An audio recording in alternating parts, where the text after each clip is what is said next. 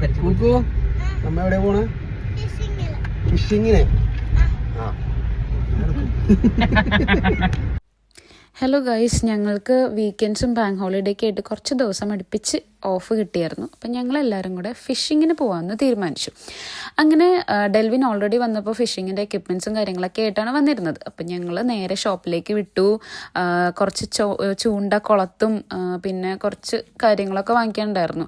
അപ്പോൾ അതൊക്കെ വാങ്ങിക്കാൻ വേണ്ടി ഇപ്പോൾ ഒരു ഷോപ്പിൽ വന്നിരിക്കണം. അപ്പോൾ അവിടെ കുറച്ച് വെറൈറ്റി ആയിട്ടുള്ള വോംസിനെയും കാര്യങ്ങളൊക്കെ നമ്മൾ കണ്ടു. അവർ അതിൽ പ്രിസർവ് ചെയ്ത് വെച്ചിരിക്കുന്ന മെത്തേഡ്സ് ഒക്കെ കാണാനായിട്ട് നല്ല രസമായിരുന്നു. ഇതിനെ കാണാനായിട്ട് അടിപൊളിയായിരുന്നു, പക്ഷെ എല്ലാവർക്കും അറപ്പായിരുന്നു. പിന്നെ ഞങ്ങൾ അതിൽ നിന്ന് വലിയ രണ്ടല്ല കുറച്ചധികം വേംസിനെ ഞങ്ങൾ സെലക്ട് ചെയ്തു.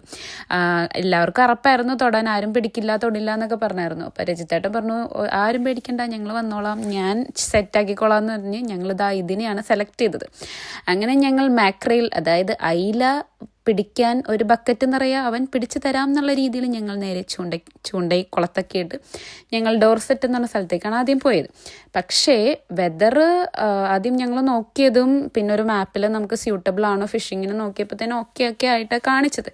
പക്ഷെ അവിടെ ചെന്നപ്പോഴത്തേനും മൂഞ്ചി ഒന്നും കിട്ടിയില്ല. ഒരു മാക്രയിലിന് ഒരു അയിലേനെ പോയിട്ടൊരു കുഞ്ഞുങ്ങളെപ്പോലും കിട്ടിയില്ല, ഒന്നും കണ്ടില്ല.